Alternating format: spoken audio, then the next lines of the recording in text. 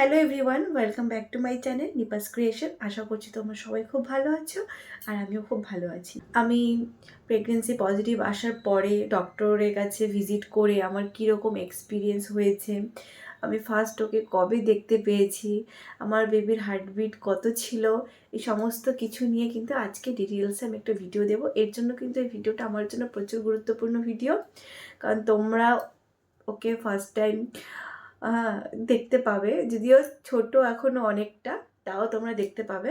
তো আমার কাছে কিন্তু এটাই অনেক বড় একটা পাওনা, ওকে আমি দেখতে পেয়েছি। তো চলো তোমাদের সাথেও সেটা শেয়ার করি। তো তোমাদের মধ্যেই একজন আমাকে বোন বলেছিল যে দিদিভাই তোমার আর ডক্টরের ফার্স্ট ভিজিট, হ্যাঁ, এবারে বাচ্চার হার্টবিট, এগুলোর একটা এক্সপিরিয়েন্স শেয়ার করো। তো এটা না আমি মনে মনেও ভাবছিলাম যে কবে আমি তোমাদের সাথে শেয়ার করতে পারবো। তো আজকে ফাইনালি সেই দিন চলে এসছে, আমি তোমাদের সাথে শেয়ার করছি। তো দেখো, কেউ কিন্তু কোনো বাজেভাবে কমেন্ট করবে না। এই জিনিসগুলো খুবই সেন্সিবল একটা জিনিস, ঠিক আছে? কেউ ভালো কমেন্ট যদি না করো, কেউ কিন্তু খারাপ কমেন্ট প্লিজ করো না, কিন্তু অন্তত পক্ষে এই ভিডিওর নিচে খারাপ কমেন্ট করো না। তো আজকে আমি আমার এক্সাইটমেন্টেই তোমাদের সাথে শেয়ার করতে চলেছি। তো আমি কতটা এক্সাইটেড ছিলাম যখন আমি জানতে পেরেছি ফার্স্ট যে আমি কনসিভ করেছি। এত বছর পরে ফাইনালি ভগবান আমাকে ওই সুযোগটা দিয়েছে যে আমিও মা হতে পারবো, এটা আমি বলতে পেরেছি কাউকে। আর আমি আর আমার হাজব্যান্ড একদমই ওয়েট করতে পারছিলাম না যে কখন আমরা গিয়ে এটা ডক্টরের কাছে বলবো, কি ডক্টরকে দেখাবো।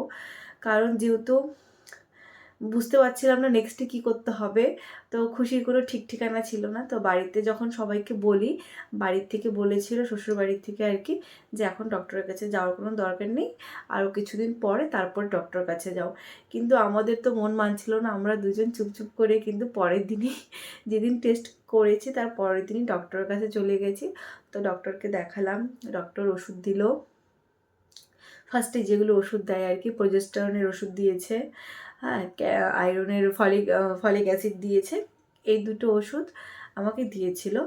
আর বমির ওষুধ দিয়েছিল, গ্যাসের ওষুধ দিয়েছিল, এই সমস্ত ওষুধ দিয়েছিল। কিন্তু তখনও পর্যন্ত কিন্তু আমার মধ্যে কোনো সিমটমস আসেনি, বমি টমি কিচ্ছু আসেনি। হ্যাঁ, তো আমি নর্মালি মোটামুটি ফিট ছিলাম আর কি। তখন আমি আর কি বুঝতেই পারছিলাম না যে আমি প্রেগনেন্ট, মানে আমি মা হতে চলেছি। তখন আর কি বিশ্বাসই হচ্ছিল না আর কি আমার, মানে ভাবতাম যে আমার মাথাও ঘোরাচ্ছে না, আমার বমিও পাচ্ছে না, আমি তো একদম ফিট আছি, তো আমি কি করে পসিবল এই জিনিসটা। তো যাই হোক, ডক্টর দেখিয়ে বাড়িতে আসলাম। বাড়িতে এসে তারপর হচ্ছে ওষুধ টষুধ নিয়ে একবারে চলে এসেছি। তারপর ওষুধ খাওয়া দাওয়া শুরু করেছি। তারপর দুদিন পর থেকে আমার মাথা ঘোরানো শুরু হয়ে গেছে। হ্যাঁ, তারপরে এক সপ্তাহ পর থেকে আমার বমি ভাবটা শুরু হয়ে গেছে, গা গোলাচ্ছিল। তারপর একদম গা গোলাতে গোলাতে একদম বমি, পুরো বমি। দিনে আমি 3বার 4বার করে বমি করতাম। যাই হোক, ওই ভিডিও আমার কতদিন বমি হয়েছে ওই এক্সপিরিয়েন্সটা আমি তোমাদের সাথে শেয়ার করব। তো আজকের এই ভিডিওটা একদম আলাদা একটা টপিকের ভিডিও। তো ওষুধ দিয়েছিল, ওষুধ দেওয়ার পরে অনেক ধরনের টেস্ট দিয়েছিল, আর একটা সোনোগ্রাফি করতে বলেছে, ইউএসজি করতে বলেছে, যেটা হচ্ছে ফার্স্ট ইউএসজি আমার। হ্যাঁ, ওটা করতে বলেছে, একদম ফার্স্ট ইউএসজি কিন্তু, হ্যাঁ, ওটা করতে বলেছে।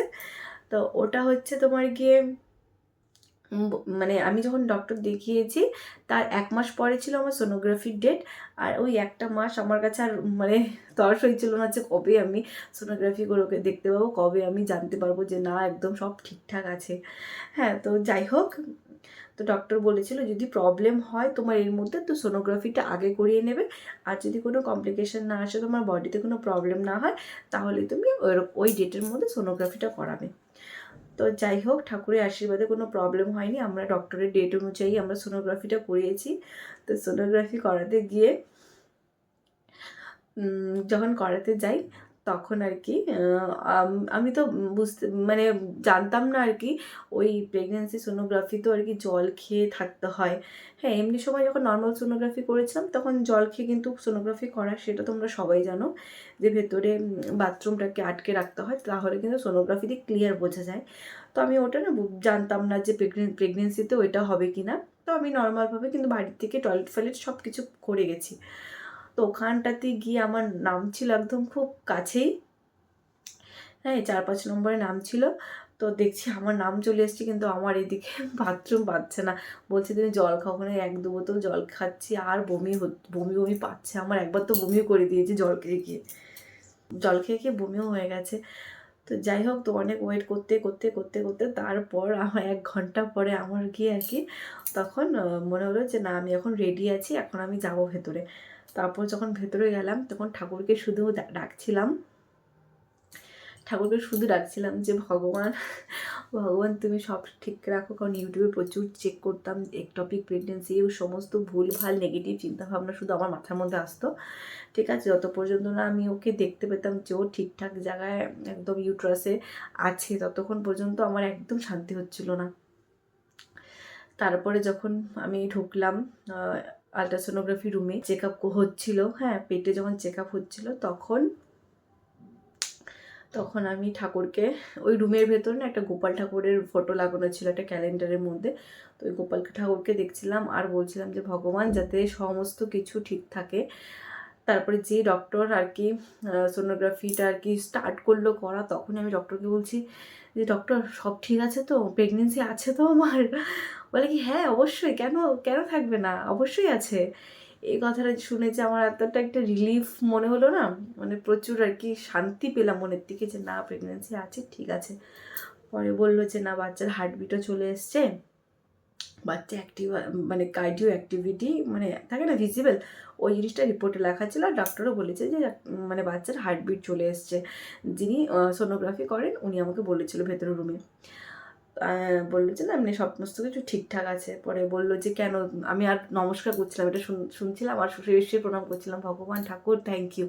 পরে ওই ডক্টর বলছিল কি কেন, কোনো কিছু প্রবলেম ছিল নাকি? আমি বললাম হ্যাঁ ডক্টর, আমার না প্রচুর আমার অনেক প্রবলেম ছিল, অনেক প্রবলেমের পরে আমি এটা পেয়েছি, তো এর জন্য আর কি অনেকটা ভয় ভয় করছিল মনের মধ্যে। বলছে যে না সব ঠিক আছে। তারপরে তো ভাবলাম যে না সব ঠিক আছে, রিল্যাক্স হলাম। কিন্তু যখনই সমস্ত আপার অ্যাবডোমেনও হয়েছিল সোনোগ্রাফি, হ্যাঁ লোয়ার অ্যাবডোমেন প্লাস আপার অ্যাবডোমেনও হয়েছিল, তখন আর কি ধরা পড়লো এমন একটা জিনিস, যে জিনিসটা আমি কখনোই আশা করিনি যে এই সময় আমার এই জিনিসটা একটা ধরা পড়বে। মানে তখন আমার খুব খারাপ লাগছিল যে এটা হওয়ার আর সময় পেল না। আমার গল ব্লাডারে একটা স্টোন ধরা পড়েছে।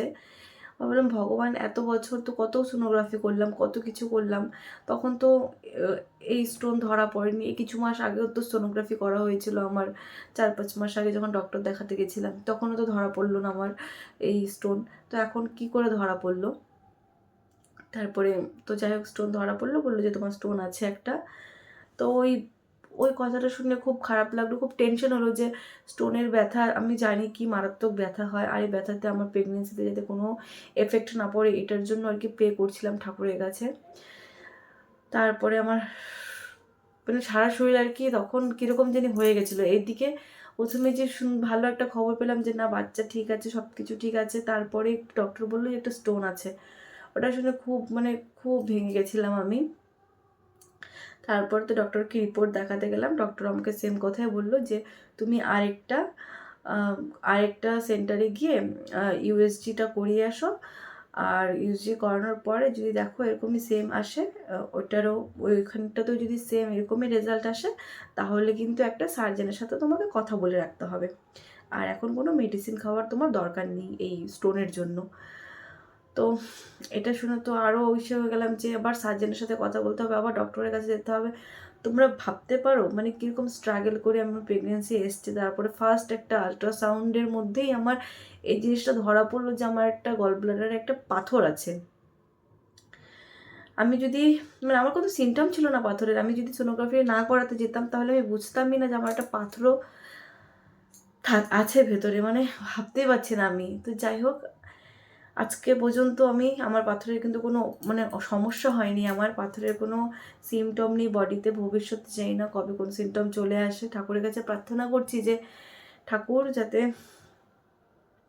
আমার বাচ্চাটা সুস্থভাবে হয়ে যাক, তারপরে যা হোক হোক। কিন্তু আমি চাচ্ছি না যে এই বডিতে আমার বাচ্চা পেটে থাকতে যেতে আমার বডিতে কোনো রকমের কোনো কিছু হোক, কারণ আমি এই ব্যথা সহ্য করতে পারবো না, আর পুরোপুরি ডাইরেক্ট এফেক্ট পড়বে আমার বেবিতে, কিন্তু এটা আমি একদমই চাচ্ছি না। তো যাই হোক, ওই একটা এক্সপিরিয়েন্স আমার খুব বাজে গেছিলো। ভালো বলতে পারো, খারাপও বলতে পারো, এখন তোমরাই বিচার করো একটা কী এক্সপিরিয়েন্স ছিল আমার, জানি না। একদিকে ভালো একদিকে খারাপ এরকম আমার এক্সপিরিয়েন্স ছিল। তারপরে কিন্তু ডাক্তারের কাছে যাই। তারপরে হচ্ছে ডাক্তারের কাছে যখন রিপোর্ট নিয়ে গেলাম, ডাক্তার তো বললো এটাই সার্জেনের সাথে দেখার, মানে সার্জেনকে বলার জন্য। তারপরে আমরা কিন্তু আর কোনো সোনোগ্রাফি আর করতে চাইনি। তো বাড়ির থেকে বললো যে এখন সোনোগ্রাফি করার দরকার নেই, অন্য জায়গাতে তোমার যেহেতু কোনো প্রবলেম নেই থাক, তাহলে 1-2 মাস পরে একটা সোনোগ্রাফি করো। বেবির হার্টবিট, আচ্ছা তোমাদেরকে আমি রিপোর্ট দেখাচ্ছি ডাইরেক্ট, ঠিক আছে, দাঁড়াও। এখানটাতে কিন্তু ইমপ্রেশনে লেখা আছে, দেখতে পাচ্ছ? এখানটাতে সব কিছু লেখা আছে যে আমার প্রেগনেন্সি তখন ছিল 7 উইক অ্যান্ড 6 ডেজ, এটা লেখা ছিল। আর এই যে গল ব্লাডারের যে স্টোনটা আছে এটা 8.4 mm, এখানটাতে এই লেখাটা কিন্তু রয়েছে। আর দেখো এখানে দেখা আছে ফোটাল কার্ডিয়াক অ্যাক্টিভিটি ভিজিবল, মানে বাচ্চার আর কি হার্টবিট চলে এসছে এটাই। আর দেখো বাচ্চার যে এজ আছে, এজটাও এখানে দিয়ে আছে 7 উইক 6 ডেজ। তো দেখো তোমাদেরকে তো দেখিয়ে দিলাম আমার বাচ্চার সমস্ত কিছু, দেখিয়ে দিলাম কত সপ্তাহ চলছিল যখন আমি ফার্স্ট সোনোগ্রাফি করেছি। আর এখন যেটা তোমাদেরকে দেখাবো সেটা হচ্ছে একদম ডাইরেক্ট বেবিকে দেখাবো। হ্যাঁ, একদম ছোট্ট বেবি, একদমই ছোট্ট, মনে হচ্ছে যে একটা ছোট্ট পাখির বাসার মতন। এই সোনোগ্রাফির প্লেটটাতে তোমরা দেখতে পারবে। আর এই রিপোর্টের হার্টবিটটা লেখা নেই, এই প্লেটটার মধ্যে আর কি হার্টবিটটা লেখা আছে ছোট ছোট করে, আমার বেবির FHR কত আছে। তো চলো তোমাদেরকে দেখাই। এই যে দেখতে পাচ্ছ, এটা কিন্তু বেবি। হ্যাঁ, দেখো কত পুচকি একটা ছোট্ট একটা, এটা হচ্ছে বেবি। আর এই দেখো দেখতে পাচ্ছ FHR 165 BPM এখানটাতে লেখা আছে কিন্তু। হ্যাঁ, রিপোর্টে কিন্তু লেখা নেই। আর এই যে আমাদের সবার কনফিউশন একদম দূর হয়ে গেছে। তোমরা সবাই জানতে চেয়েছিলে যে প্রেগনেন্সির কত উইকে ফার্স্ট সোনোগ্রাফি হয়, বা আমার হয়েছিল। তো আমার হয়েছিল দেখতে পেলে আমার 7 সপ্তাহ 6 দিন, মানে একদিন কম 8 সপ্তাহ ছিল, তখন কিন্তু আমার সোনোগ্রাফিটা হয়েছে। আর বাচ্চা কিন্তু হার্টবিটও চলে এসছে ততদিনে আমার। আর হচ্ছে বাচ্চার হার্টবিট কিন্তু এসেছিল 165, ঠিক আছে, এটা ফার্স্ট হার্টবিট আসছে আমার বাচ্চার। আর এখন আমি এটুকুই চাই যাতে ভগবান আমাকে হেলদি রাখুক, আমাকে ভালো রাখুক, যাতে আমার বাচ্চাটাও ভালো থাকে এখন। তো আজকের ভিডিওটা এইটুকুই ছিল। তোমরা কি ধরনের ভিডিও দেখতে চাও আমাকে কমেন্ট বক্সে অবশ্যই জানাবে, ঠিক আছে। আর আমি কি আবার তোমাদের কমেন্টের অ্যান্সার নিয়ে আসবো কি না সেটাও যদি দেখতে চাও তাহলে কমেন্ট করেও আমাকে জানাতে পারো। আমি কালকে একটা পোস্ট করব কমিউনিটি পোস্টে, ওই পোস্টের নিচে কিন্তু তাহলে তোমাদের যাবতীয় যা সমস্যা আছে কোয়েশ্চেন করবে আমাকে আর কি, যা জানার ইচ্ছে আছে আর কি আমার থেকে, সমস্ত কিছু কিন্তু কমেন্ট করে ওই পোস্টের নিচে আমাকে জানাবে। তাহলে নেক্সট ভিডিও কিন্তু আমি ওই টপিকে নিয়ে আসতে পারি। তো চলো সবাই ভালো থেকো, টাটা সবাইকে।